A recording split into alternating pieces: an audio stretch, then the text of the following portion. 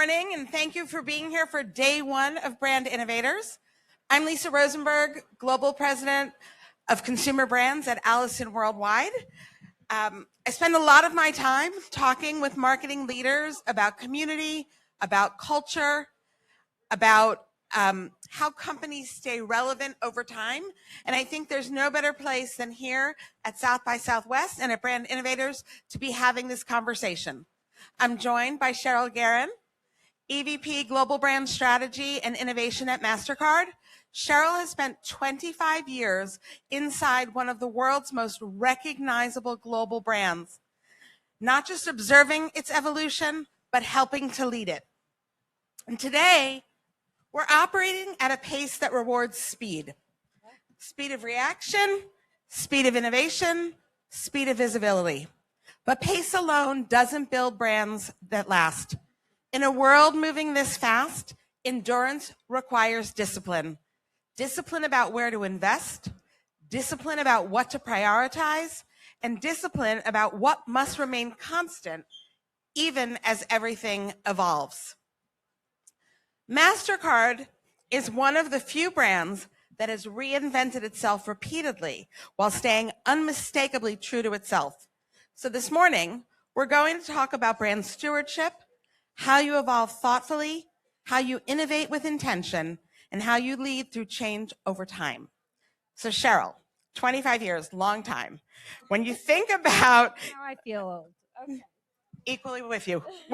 So when you think about the MasterCard that you joined and the MasterCard today, the company, the category, the customer, what has changed the most and what's remained constant?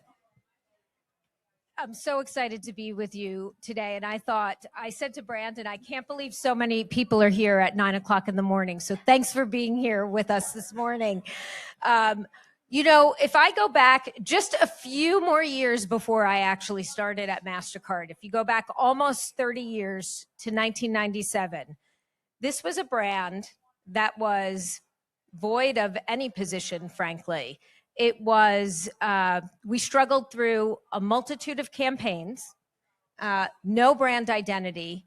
And this was a brand, frankly, that pre-priceless that you know today, that, the issuers, it was the issuer's choice, a bank or a merchant's choice to put a MasterCard on the card. They choose. And if you were void of a brand, it was really hard to convince one of those decision makers to put MasterCard on the card versus, say, Visa as an example. So that's where we were starting off from. It was a category 25 plus years ago focused on consumption and materialism. And so something magical happened just about 25, 27 years ago. And that was an insight that came about. And that insight was that signs of success and accomplishment were shifting from the material things in life to the intangibles in life. And MasterCard jumped on that. And Priceless was born. And we said that those purchases that people were making led to the priceless things in life. So the first ever spot, price at the purchase at a baseball game led to real conversation with the 11-year-old son. There are some things that money can't buy. For everything else, there's MasterCard. And history was made. And we created a brand that was not only functional, but a brand that was emotional, a brand that cut through the clutter of the category, a brand that set a tone for how good marketing would be going forward. And that actually changed the game and built our business and our brand for the next 30 years to become, to come forward, and grew up, we grew the brand and business globally. What I would say stayed the same, right? You go fast forward that 25 years later, that insight, that experiences matter more than things is more resonant than ever. So while we've evolved the brand, we stayed true to that. And we've built our trust, a focus on a purpose-driven brand, inclusion, and we focused on innovation throughout that 25 years, but always stayed true to that single insight throughout. Cheryl, when you and I spoke, we talked a little bit about, the evolution of Priceless. I mean, when it started, it was about observing priceless moments.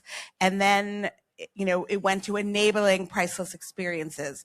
And now it's about inspiring them. Can you just unpack that a little for the group? Because I think that's a fascinating trajectory for the brand. As much as we stayed core to that insight, you had to evolve, right? It was the most amazing advertising campaign when it launched. And in fact, we talk all the time about how we bring it back. We talk all the time about should we bring it back? Should we do it again? You never know what will happen. The fact is that the world changed. We don't, you don't just talk at people anymore. It's not just about shouting out. We have to cut through clutter. We do very little advertising now. So we moved from just observing priceless moments. We wanted to deliver tangible experiences. So we observed experiences for many years through our advertising. Then we actually created a product around experiences. Any Mastercard cardholder got access to the most amazing experiences in the world, and still do. And this was important to our business. We target consumers all around the world, and travel is one of our most important categories. So you could have an experience, a concert, an F1 race, whatever that might be, that's your biggest passion. You can experience that whether you're traveling or at home. And we do this all around the world. And so enabling experiences became our focus, not just your passion. You know what the best experience I've ever gotten for me is what I've gotten for my kids, right? Esports. I got my son, he got to play with, one of his favorite players that's out there. That was the best experience of his life, and he'll never forget it. Equally, I had one of my kids was, a ball shagger at an MLB All-Star game. These are amazing, once-in-a-lifetime experiences you cannot buy. So these are amazing things. So, these are the kinds of things that we enable. And so that was that stage. And then we move into inspiring experiences. And those are, in a world of creating impact and meaningful experiences in people's lives, how do you truly start something priceless movements? Stand Up to Cancer, that's been something we've been doing for 15 years now. You use your card. We donate, you just use your card, and we stand up to cancer. It's just a simple behavior. And, we've donated over $70 million to stand up to cancer. And, FDA drugs have been created that have saved people's lives. So how do you inspire more priceless and meaningful connections in people's lives? I think that's excellent. And when you think about other brands who've actually emulated what Mastercard has done in terms of creating experiences, now that is a huge piece of the loyalty game, but you guys were first. I wanted to talk a little bit about how you evaluate opportunities. We live in a world where there are so many different ways that we can continue to evolve and expand, whether it's across platforms, partnerships, emerging technologies. How do you evaluate what's true for Mastercard? What's right, what's wrong, what's a good fit? You have to stay true to yourself, right? I think we actually do something with almost every possible technology that comes out. So there's not anything that we'll miss. We'll test and learn within literally everything. When Metaverse came along, we tested, we learned, we piloted. We don't want to miss anything. We want to get in early. We want to learn from it. And that enables us to actually determine if we want to scale, if we want to advance strategies. But it's what you do. We don't do it just to be cool, just to say that we're doing it. We'll do it on our terms. How does it fit authentically with your brand and what you're doing? And so a couple of examples in the AI space, small business AI is one of those examples. It would be, we look at the technology and say, how do you have meaningful impact that fits with your brand? Small business, important constituent for us. We understand the insight. They want mentors. They stay open. Businesses stay open longer, and they have more success if they have mentorship along the way.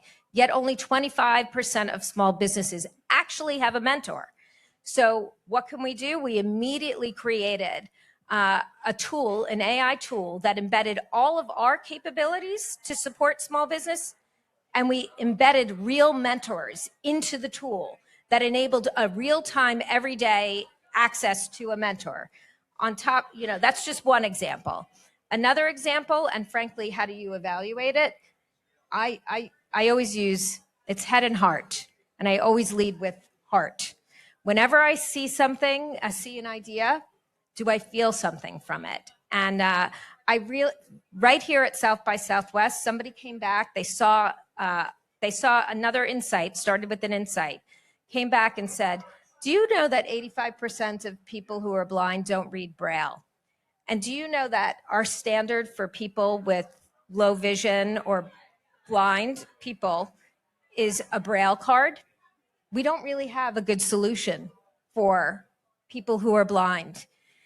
And so we worked on a new solution for cards, and it was called a touch card. So when somebody actually reaches into their wallet, that's a blind person that needs their independence when they are actually out shopping, they have a touch card. So if it's a credit card, there's a notch that they could feel it, that it's squared off, it's the credit card. If it's rounded, it's their debit card. If it's a triangle, it's their prepaid card. And they don't have to ask somebody else to go into their wallet and find the right card for them. And we created the touch card. Great examples. I mean, Mastercard is known for innovation, everything from multisensory branding, which I remember hearing about a number of years ago at Cannes, to products like TouchCard and TrueName. And I wanted to ask you how you ensure that innovation strengthens the brand and isn't a distraction. Okay. So again, there'll be a common theme here. Everything we do, we run inspiration sessions all the time ahead of anything with innovation. So inspiration, innovation, it all starts with another I, insights. So all of this is understanding consumer behavior or business behaviors.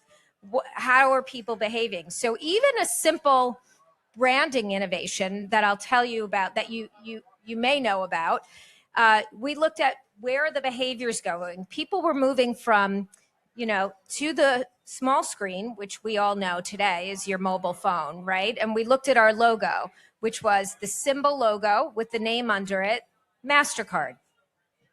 When it went into the small screen, the Mastercard, you could barely see it. And we looked and said, everybody knows when they see that symbol, they know it's Mastercard.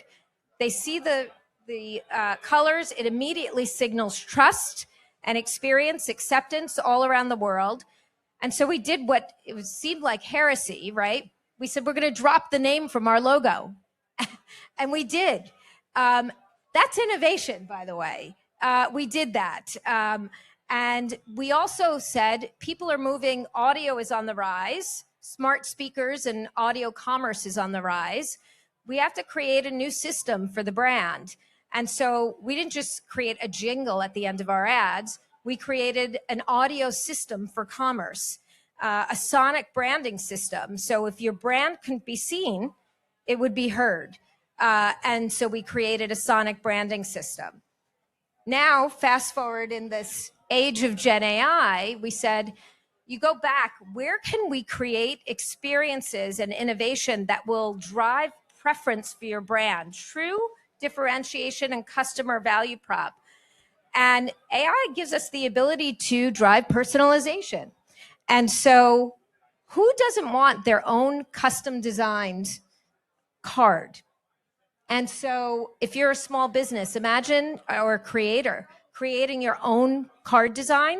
If you're a consumer, you could create your own card design. So I said before, when we created Priceless, we had functional and emotional connection.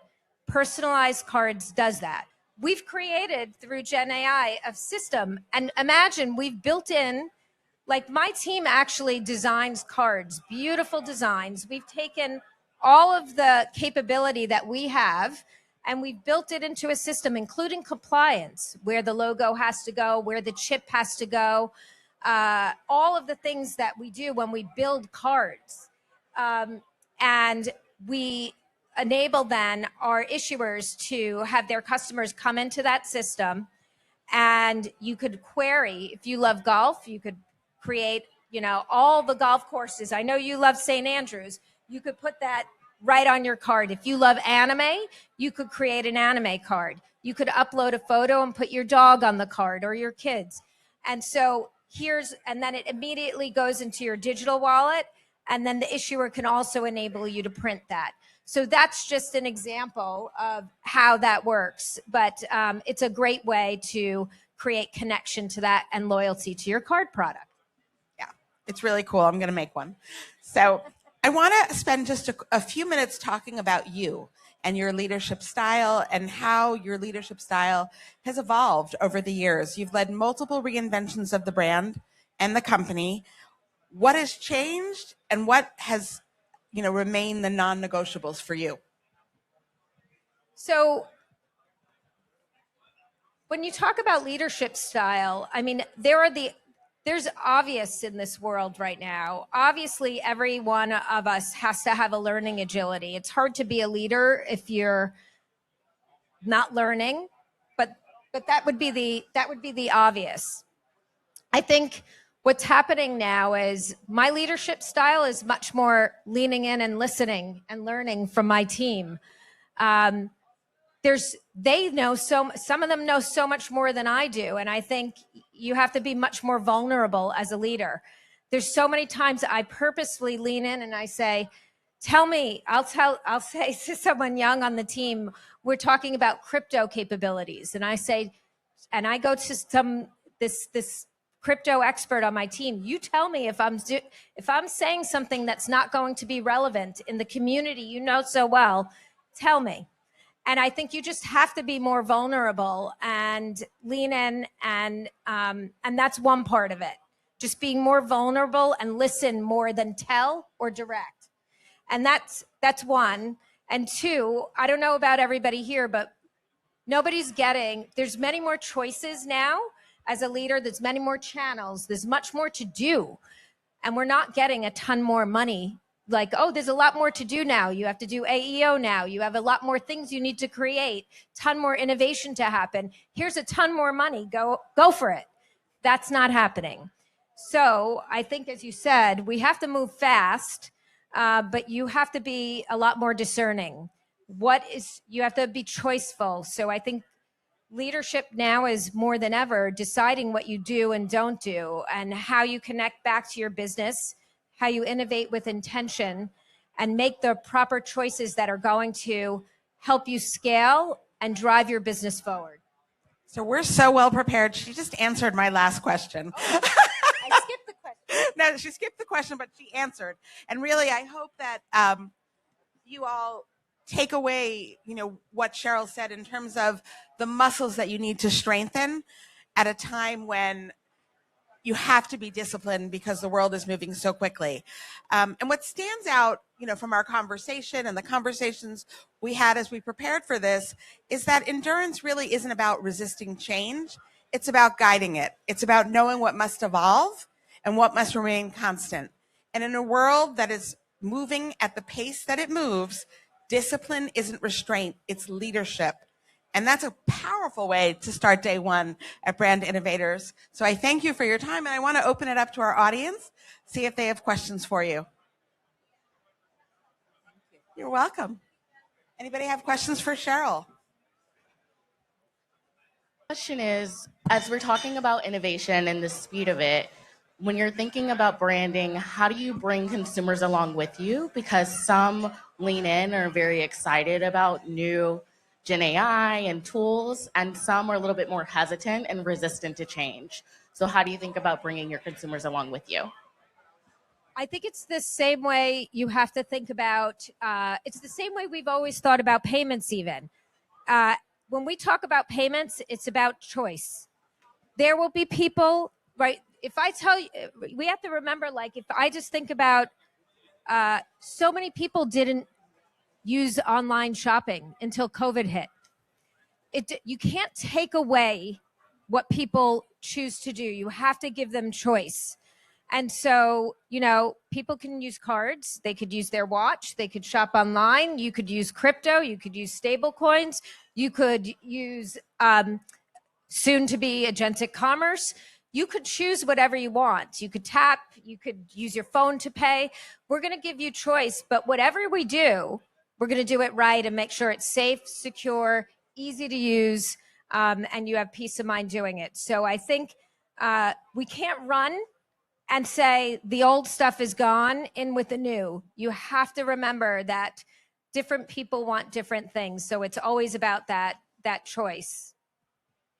By the way, that creates inclusion too. And I think that's most important as well. So it sounds like your internal team is doing a lot of the work and a lot of the driving, but obviously you have agency help as well. So when you are working on rolling out these new ideas, these new products, first of all, how does that work with your agency relationships? And then what is your best piece of advice for brands that are working on innovation and how they get along with their agency partners? Yeah, it's a good point. Our agencies, especially when I just told you the story of Priceless from 30 years ago, McCann has been our agency for 25 years, came up with that idea, and is still our creative agency that we work with. We still did just last week what we call, they call it a rumble. A week. We're in it right now on a big project where they're all ideating over the course of this week, and we're seeing big ideas next week. They're there with us when we do these inspiration challenges, and we sit and we look at the insights. Our team comes up with ideas. Our agencies come up with ideas. And so I think it's really important. What I find really important is, I would say years ago, maybe we left it only to our agencies to come up with ideas. Now, I say anyone could come up with ideas, and it's really important that the muscle was built for our internal teams as well, that they're learning, they're inspired, and I just see a very different team that's hungry based upon the fact that they're in that game too, and they're not just leaning on the agencies for that, but they're a very important constituent. And then we lean on them for execution when we can't do it as well, right? There's certain things we could do, and we will always lean on our agencies for big, giant, beautiful, creative. That's what we expect from them. Anybody else? Any last questions? Super. Well, thank you all. We hope we started your morning off with some really great insights. And thank you to Cheryl and to Brand Innovators.